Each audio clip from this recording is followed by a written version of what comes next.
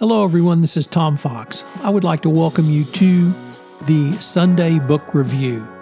The Sunday Book Review is the series where I discuss books which impact the compliance practitioner, the legal professional, and the business professional. I hope you will enjoy this episode.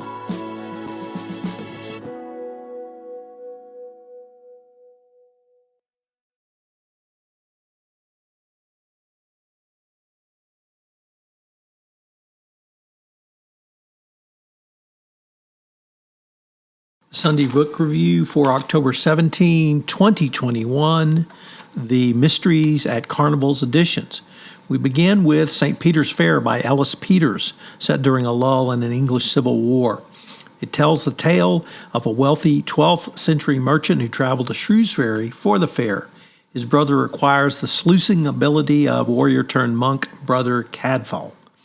Here, the fair acts as a crossroads, bringing merchants from the realm to mix with a suspect close to home. And whenever money's involved, there's a motive. But in a country divided like England in this time, it is rarely the only one. Next up, Something Wicked Comes This Way by Ray Bradbury. This 1962 classic takes its title from Shakespeare's Macbeth and foretold wickedness descending on a small Midwestern town. It's the end of October and late for a traveling carnival, but best friends William and James, both 13.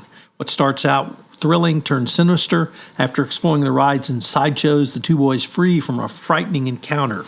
Driven by curiosity, they hide and witness a mysterious event that marks them for danger. If the mirror maze and a carousel with dark powers aren't creepy enough for you, the characters of the Shadow Show more than make up for it. Next up, Joyland by Stephen King. An older Devin Jones reflects on his lost year of 1973 when he was a 21-year-old virgin with literary aspirations working for Joyland, a North Carolina amusement park. He befriends a young dying boy with psychic abilities, got over one heartache by falling in love again. It's not a Stephen King novel without a supernatural element, which is the ghost of a murdered girl who haunts the park's horror house. This story is a bit of a genre mashup, but first and foremost, it's a spooky murder mystery steeped in carny lingo. Next up, Fair Game by Annette, Dashofy. Fair Game is a traditional mystery. Zoe Chambers, a dedicated paramedic and accomplished horsewoman, divides her time manning the on-site ambulance and partaking of the Monongahela County Fair, including showing her horse. Dashofy also captures the anticipation that thumbs through a fair as the grandstands fill and events unfold. You'll never look at a demolition derby the same again. And our final entry is One Gone Night.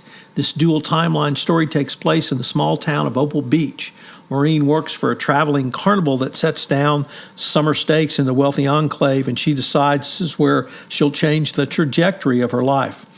Through her, we simultaneously experience an insider's perspective of carnival and her position as an outsider in a small community.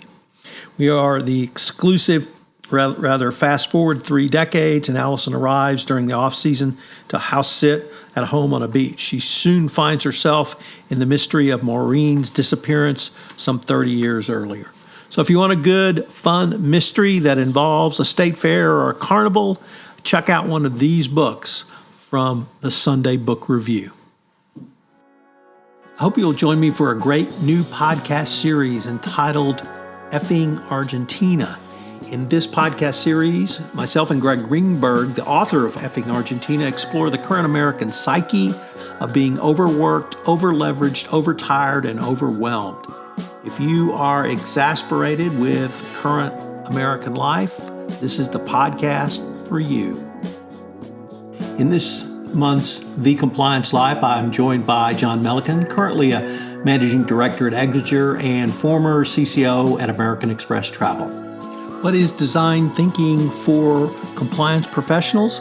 How can you use design thinking in compliance? This is a new podcast series I'll be premiering in October, co-hosted with Karsten Tams, where we take a look at cutting-edge social engineering strategies you can use in your compliance program.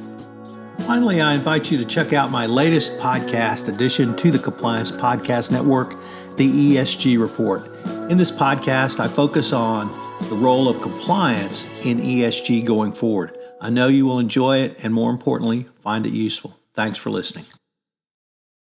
This podcast is a part of the C-Suite Radio Network. For more top business podcasts, visit c-suiteradio.com.